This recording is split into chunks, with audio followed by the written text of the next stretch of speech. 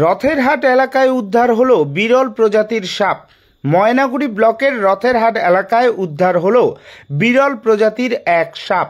যদিও সাপটি ক্ষীণ বিষধর বলে জানা গিয়েছে। অনুমান বন্যার জলেই এই সাপটি লোকালয়ে চলে এসেছে। জানা গিয়েছে এই সাপটির নাম রক্তপ্রবাল, যাকে বলা হয় রেড কোরাল কুকরি।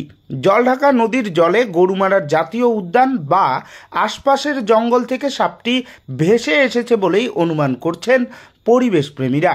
এই সাপটিকে নেপালে দেখা গিয়েছিল বলে রেকর্ড রয়েছে। পরবর্তীতে ভারতের উত্তরপ্রদেশে দেখা গিয়েছে। এই সাপ নিয়ে তেমন কোনো গবেষণাও সামনে আসেনি।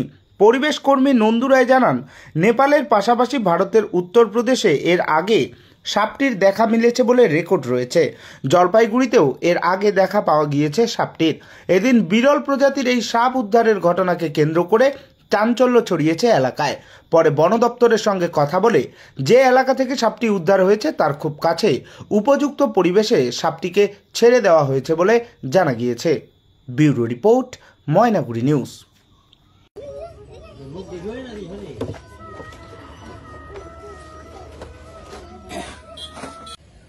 আজকে রথেরহাট জয়দেব সরকারের বাড়ি থেকে একটি বিরল প্রজাতির সাপ আমরা উদ্ধার করি, যেটার নাম হচ্ছে রেড কোরাল কুকরি, বাংলা হচ্ছে রক্তপ্রবাল।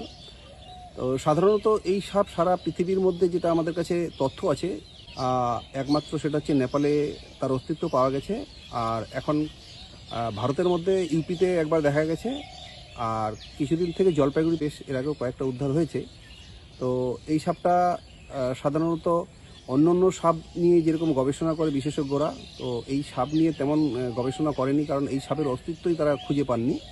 তো তাই এই সাপটিকে উদ্ধার করে আমরা বন দপ্তরে রিপোর্ট করেছি। বন দপ্তরে এডিও সাহেব রাজীব দে মহাশয় তিনি রামসাই মোবাইল স্কোয়াডকে পাঠালেন এবং ওনার উপস্থিতিতে আমরা এই সাপটা যেখান থেকে উদ্ধার করেছি তার কাছাকাছি একটা জায়গায় আমরা ছেড়ে দিলাম। এই জন্যে যে এই সাপ যেহেতু বিরল প্রজাতি, লুপ্ত হয়ে যাচ্ছে এবং এই সাপের কোনো অস্তিত্ব অন্য দেশে এখনো পর্যন্ত পাওয়া যায়নি, একমাত্র নেপাল বা ভারতেই এই সাপের অস্তিত্ব দেখা গেছে, যার জন্য এই সাপটিকে সংরক্ষণ করা অত্যন্ত জরুরি। তাই এই সাপের যাতে কোনো রকম ক্ষতি না হয়, তাই এই সাপটিকে যেখান থেকে আমরা রেস্কিউ করেছি আমরা সেখানে এই সাপটিকে আমরা ছেড়ে দিচ্ছি বন দপ্তরের উপস্থিতিতে। যেদিন থেকে বন্যা হয়েছে সেদিন থেকে আমরা বিভিন্ন প্রজাতির সাপ উদ্ধার করেছি, কারণ বন্যার জলে সাপের যে বাসস্থান সেটা ব্যাঘাত ঘটেছে এবং এক একটা সাপ এক এক জায়গায় ছড়িয়ে ছিটিয়ে চলে গেছে। এবং এ পর্যন্ত আমরা গোক্রো, অজগর, বিভিন্ন রকম প্রজাতির সাপ উদ্ধার করেছি এবং আজকে আমরা একটা বিরল প্রজাতির সাপ উদ্ধার করলাম। এটা হয়তো কোনোভাবে তার বাসস্থানে ব্যাঘাত ঘটেছে বা কোনোভাবে জলে ভেসে আসতে পারে, এটাই আমাদের ধারণা।